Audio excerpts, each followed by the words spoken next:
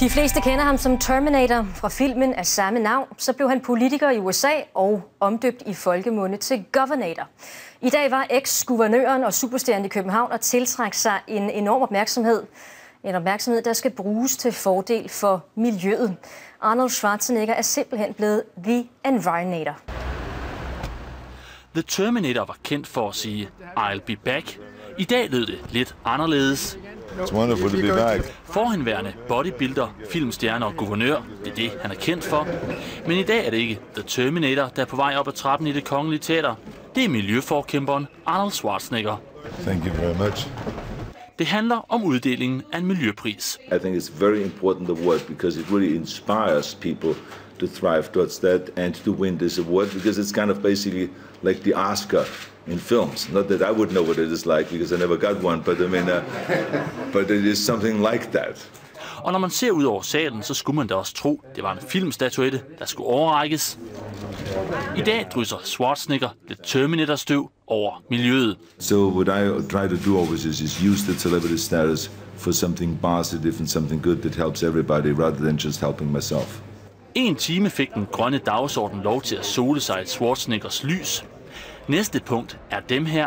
Et par 100 meter med danske fans, der kun forbinder Arnold med én ting. Terminator. 10 timer har nogen stået i kø for at få den her. Skrevet i Terminatorens selvbiografi. How are you guys doing, okay? Han er jo legenden inden for bodybuilding. Helt sikkert. Så det er kæmpestort, det her. Kæmpestort. Her i køen er Arnold lige med store muskler og actionfilm. They look fantastic. Og ikke ret meget andet. Når du tænker på Arnold Schwarzenegger, hvad tænker du så på? Terminator. Ikke miljø? Overhovedet ikke. Ved du, hvorfor han er i Danmark? Ja, fordi han har udgivet sin nye bog, ikke? Schwarzenegger er stor. Spørgsmålet er så, om populariteten kan gavne kampen for en grønnere verden. How's your day been, mister? Og når ja, det hele handler om, miljøprisen, den bliver uddelt her til aften af miljøforkæmperen Arnold Schwarzenegger. The winner for the Sustainability Award 2012 is Indigo Pay As You Go Solar. Let's give them a big round. Svend Dalgaard, fik han så skabt opmærksomhed om miljøet ved den her prisuddeling her til aften?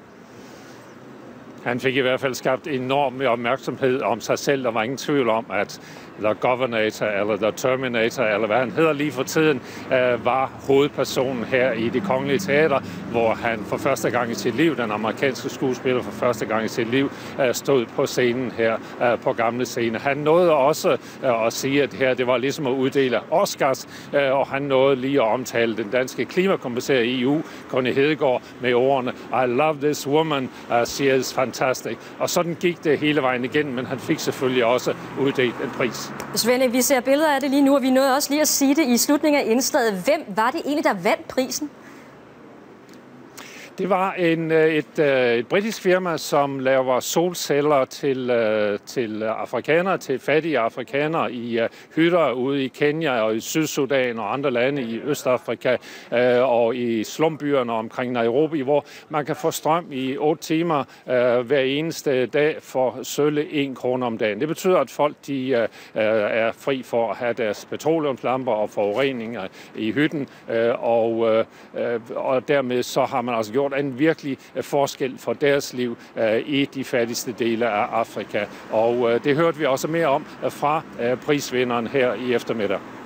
It's wonderful to have such celebrity endorsement. It really makes a difference that people who have influence in the world and influence in the market are taking an interest in sustainability and taking an interest in the future of the planet.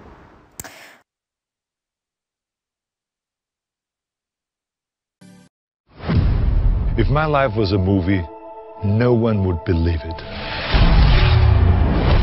The directions I've chosen, the careers I have conquered. I started out as a bodybuilder from Austria and became the strongest and most muscular man in the world. Can you imagine the feeling I have 6 times Mr. Olympia? But I had bigger dreams. I wanted to be in movies. I came to Hollywood, and within a decade, I was one of the biggest action stars of all time. Hasta la vista, baby. Then I took the greatest gamble of my life. I went into politics.